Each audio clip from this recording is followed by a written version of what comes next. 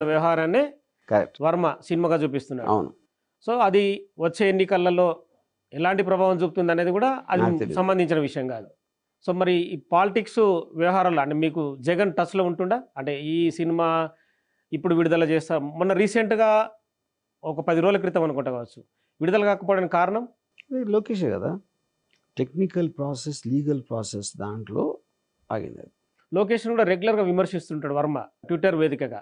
అంటే లోకేష్‌లో మైనస్ ఏం కనిపించింది వర్మకి? మైనస్ అయ్యారు. ఇప్పుడు మా సినిమాని ఆపటానికి వచ్చాడు. ఆ కాంటెక్స్‌లో చెప్పాను. అలా కాకుండా తనొక పొలిటికల్ లీడరు. నేను ఒక కామన్ మ్యాన్‌గా నేను నా కామెంట్స్ చెప్తాను. అంటే లోకేష్ యాజ్ ఎ లీడర్‌గా సక్సెస్ కాడంటారా? నాకు తెలీదు. నాకు కాదు. నాకు లీడర్ అనిపించడు. మిగతా వాళ్ళ సంగతి నాకు తెలీదు. అంటే ఎందుకని వర్మకు ఎందుకు అనిపించడం లేదనేది? ఎందుకు అనిపిస్తే తను ఏం చేయలేదు కాబట్టి.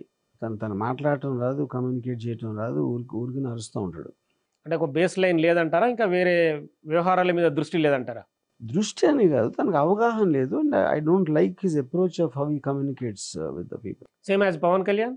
Pawan Kalyan is different because Pavan కళ్యాణ్‌కి inconsistency. I don't think they both are in the same category. అంటే మెగా ఫ్యామిలీ నుంచి వచ్చిన హీరో కదా! ఆ కోణం ఎట్లా చూస్తాడు వర్మ? అది అది ఈజ్ ఆల్సో బిగ్ స్టార్. అందులో mega family Pavan Kalyan by independently is a big star. So, పొలిటికల్‌కి వచ్చేవరకే కాన్స్టెన్సీ అంటే కాన్స్టెంట్‌గా లేని వ్యవహార శైలే నచ్చడం లేదు. యెస్. సో, తనకంటూ ఒక లీడర్‌షిప్‌ని ఏర్పాటు చేసుకుంటే వేరుగా ఉంటుండే అని మీ అభిప్రాయం. యాహ్! సింగిల్‌గా. కరెక్ట్.